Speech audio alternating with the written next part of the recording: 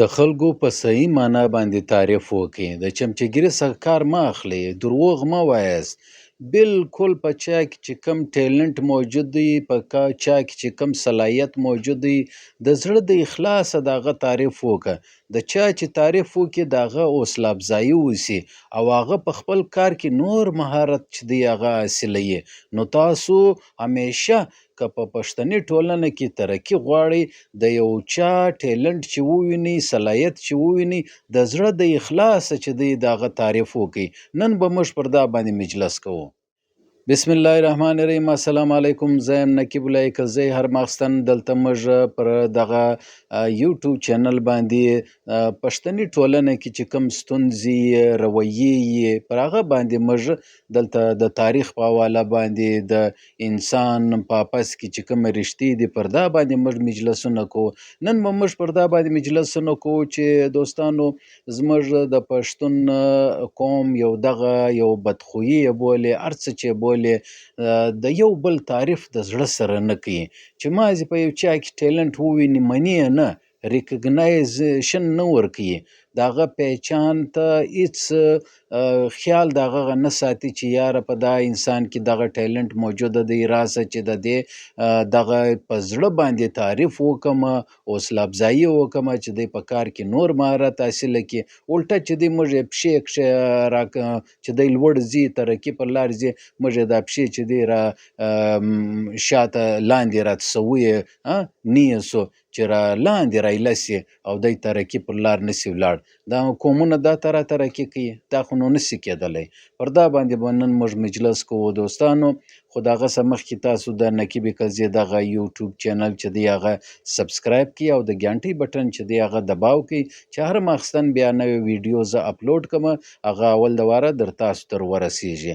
زه دلته په پښتون وطن کې موټیویشنل ویډیو جوړوم، نو ستاسو د حوصله افزایي چې دی هغه موږ یو اړتیا لرو. دوستانو زموږ د پښتنو قوم کې، پښتون قوم کې یو دغه بدخویي ده چې مازې څوک وویني چې یاره دا پلانکی چې دی د ترقي پر لار را روان دی، موږ یې لاندې راکش کو، لاندې په کډه کې نور پسې تیز کو چې ښه دی دغه زه خو برباد یم، دی دې هم د برباد سي. د چا په ترقي باندې سوځل کیږو نه، حسد مې کیږي، کست مې کیږي.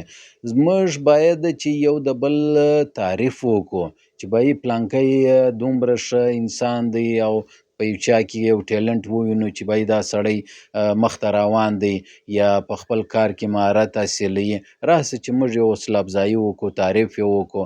الټه چې دی هغه موږ د ده خلاف لګیا وي. یعنې که څوک په دا معاشره کې یو څوک وی په یو کار باندې، په یو دکانداري باندې لګیا سي، په یو سبق باندې لګیا سي، انجینرینګ کې لګیا سي، په یوټیوب کې لګیا سي، ټیک ټاک کې یا په فیسبوک کې یا د خلکو انټرویوانې کوي یا د یو چا سره دکانداري او شراکت شروع کړي، یا په ده کې یو ښه د فوټبال یو هنر وي، د کرکټ یو هنر وي، د باکسینګ او د باډي بلډینګ یو هنر وي، د شطرنج د چیس یو هنر وي نه، یا داسې سماجي کارونه کوي، په هسپتال کې ای ته وینه ورکړه، هغه لره وینه راوړه، ای لره منډه که، هغه منډه که، په ګلیو محلو په کلي کې د چا کومک کوي نه، یا یو لیډرشپ کوي یا یو سماجي تنظیم چلوي یا داسې یو سیاسي ورکر وي نه، دی غواړي چې یاره د ټولنې زه یو خدمت وکړمه، موږ باید چې تعریف یې وکړو. موږ الټه چې دی د ده پښې چې دی هغه نیسو، لاندې راڅوو او نقصان ور پېښوو. نو موږ ولې د انسان یو په صحیح معنا باندې تعریف چې د انسان هغه څوک وکړي، یعنې دا یو عجبه دوا ده. که یو څوک یو کار کوي او ته تعریف وکړي، یقین ومنه د هغه زړه نور کشاده سي، نور غټ سي او نور سینه یې چوړه سي چې یاره زه واقعي ښه کار کوم. ته وګوره ټولنه او خلک، مور پلار او دا ګرده استادان او دا ټولنه ماته چې دی هغه شاباسي راکوي، ویلډن راکوي. په دا دفترانو کې نه وینې یا بل ځای دا موږ چې ایوارډونه سره تقسیمو، یو بل ته سره ورکوو، د دې څه مقصد دی؟ د دې مقصد دا دی چې یاره ته په خپل کار کې هنر حاصلوې، موږ ستا ریکګنایزیشن و تا ته درکوو، تا ته پیچان درکوو، ستا ستا دغه ستاینه موږ کوو چې یاره ته دا ښه کار کوې، لهذا موږ تا ته ایوارډ درکړو، تمغه درکړو، انعام درکړو، نه یو ښه لیټر درکړو، اپریسیشن دې وکړو، د اپریسیشن یو لیټر درکړو، نه نو دا د چیش دپاره کیږي؟ دا د دې دپاره کیږي چې دا سړي موږ تعریف وکړو. د کم انسان چې تعریف وسي او په زړه وسي، یو خو دا دی چې د 2 نمبر تعریف وکړي، نه مخ ته بس مازې چمچهګیري ورسره کوي، او زبردسته پلانکی ته ډېر ښه روان یې، زبردست هله لګیا اوسه، هلته پټ چې دی هغه یو نقصان ور پېښونی، لکه هغه یو د اردو یو محاوره ده، مو مې رام رام بغل مې چوری نه، یعنې مخامخ چې دی هغه یې ډېر ښه تعریف کوي، ښه خبرې ورسره کوي، د ګردو د مخه نه، په شا چې مازې هغه ولاړ سي غیبت یې کوي. نه دلته یو ولو زما یو د لرې یو دوست ولو، نو هغه موږ چې به سره ناست ولو، یو ښه مجلس به ولو چې یو څوک به ولاړ سولو، ته به دستي ماته ویل ولې دا پلانکی دا ته رادی، دا ته رادی، غیبت به یې شروع کړي. ما ویل بهي تعریف خو دې مخامخ کوئ، اوس چې هغه ولاړی ته بیا دا ته دغه خلاف لګیا وې. نو موږ کې خو خیر دغه یو منافقت هم شته.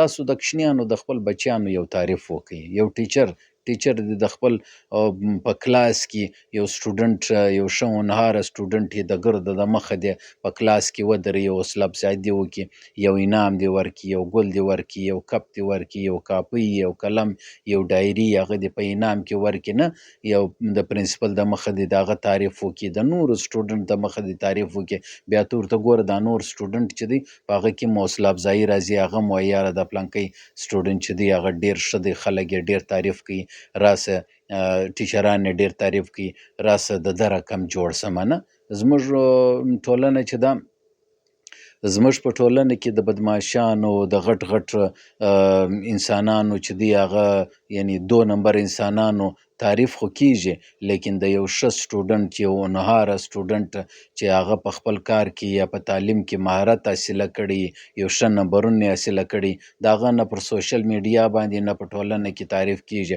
هغه خوارکۍ لګیا وي شپه او ورځ وروره خپله سټډي کوي، هېڅوک یې هم تعریف نه کوي. ټیک دی هغه د خپل مستقبل دپاره، د خپل پوهنې دپاره دا سبق زده کوي، لیکن د ټولنې هم یو ذمواري جوړیږي، نه دا یو فرض جوړیږي چې د نورو دپاره یو ښه مثال قایم کړي، و نورو ته هم ور وښیي چې یاره دا پلانکی سړی چې دی، دا پلانکی سټوډنټ چې دی هغه ډېر ښه لګیا دی.